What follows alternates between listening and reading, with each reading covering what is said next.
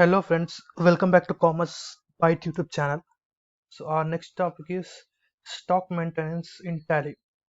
So how we are maintaining stock in Tally. So now first we will see what is the meaning of inventory. So then we will see other things. So inventory nothing but a stock. Inventory nothing but stock. It can be opening stock, it can be closing stock. Just inventory means a stock. Inventory occupies the most important position in working capital management of a business enterprise.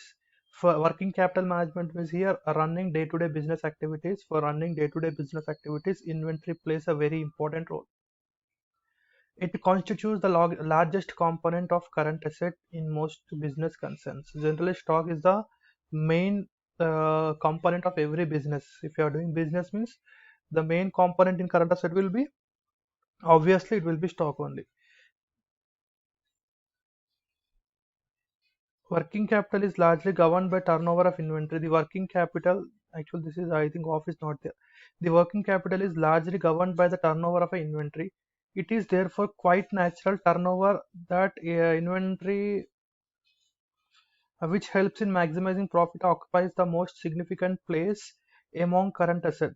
The overstock of inventory is unsuitable due to large amount of investment on it as well as other costs associated with it. On the other hand, if a business does not get the required inventory as needed, then the production system gets distributed and the business fails to produce a required quantity of production on time. Therefore, inventory management includes the requirement of different types of inventory, period of stock, and cost associated on it. Here he is telling simply one thing: inventory means a stock.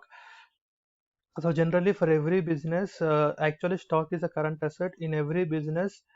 The large portion of in current asset, the largest component will be inventory, that is stock only. So generally every business will have a stock. So now the next thing is we should not maintain overstock, and at the same time we should not maintain the lower stock. If you are maintaining more stock, more than the required amount, if you are maintaining large stock more than the required, in that time what happened, the amount is blocked in that stock. For example, I required only 10,000 units, but I am keeping in my godown 20,000 units. I am keeping, that means double I am keeping. That means 10,000 units amount is blocked in that 10,000 units. That amount I cannot use for other purpose. So here the inventory, if you are purchasing more, if you are maintaining more inventory, the amount will be blocked and there is a chance of theft. Then there is a chance of damage also. There is a chance of damage also. If you are maintaining less inventory, in that time what happened, we cannot supply to the customers properly if you are having less stock. So inventory management is very very important. The next thing is, so actually accounting standard 2 is dealing with the inventory. So actually, as per this, what is the meaning of inventory means held for sale in the ordinary course of business, in the process of production for such sale, in the form of material or supplies to be consumed in the production process or rendering services.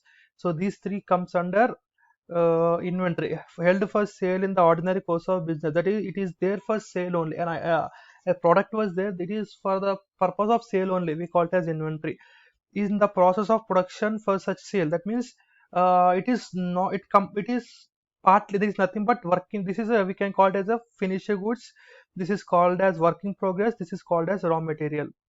In the process of production means it is under process, not complete. This is completely completed, this is under process, this is just raw material, we have not done any production. So all this comes under stock only.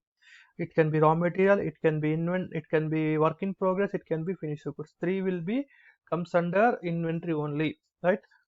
Next thing is types of inventory: direct inventory, indirect inventory. Direct inventory means directly we can see at the time, directly we can identify, we call it as direct material, like raw material. Raw materials are the physical sources to be used in the manufacture of finished good. It includes material that are in the natural or raw form. For example, cotton in case of textile mill, sugarcane in case of sugarcane. That means we can easily tell that these are the raw material used for this product. We can easily identify them. In that raw material, semi-finished goods, finished goods, spare parts. These we can easily identify. That's why we call it as direct inventories. In case of indirect inventories, we cannot easily identify. These are also material we used, but we cannot identify how much we used. We cannot directly link to that product. We call it as indirect inventory. Like grease, for example, in a machine we are using some grease. Grease also material only. That is also having some stock. We cannot identify them. Indirect inventories include those inventory which are necessary for manufacturing but not become component of finished good. That means these are the component of finished good, but these are not component. Example, grease. So we in machines we will use grease.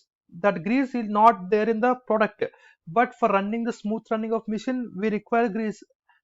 Grease is also a stock, but it is indirect inventory. So they normally include petrol, maintenance material, office material, grease, oil, lubricant, etc. These inventories are used for ancillary purpose. Ancillary means secondary purpose to the business and cannot be assigned to specific physical unit. This will not be for a specific unit. It will be for all the units, and we cannot directly tell. These inventories may be used in the factory, office, or selling and distribution division. Uh, yeah, that's it. Next, objectives of inventory management. This you can understand if you are reading. You can understand this. Next one is, this is important, inventory capabilities of Tally. So in Tally, how we can create inventory, this now we are going to learn. Inventory is the total amount of goods and or material contained in a store or factory at any given time. Store owners need to know the precise number of items they hold in order to place order or to control losses.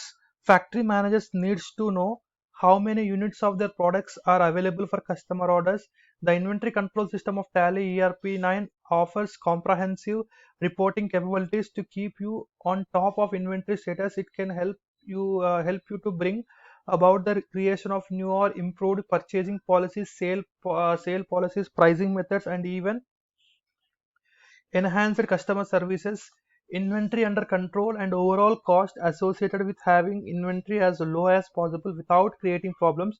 It is an important part of any business that must have a stock product or items on hand.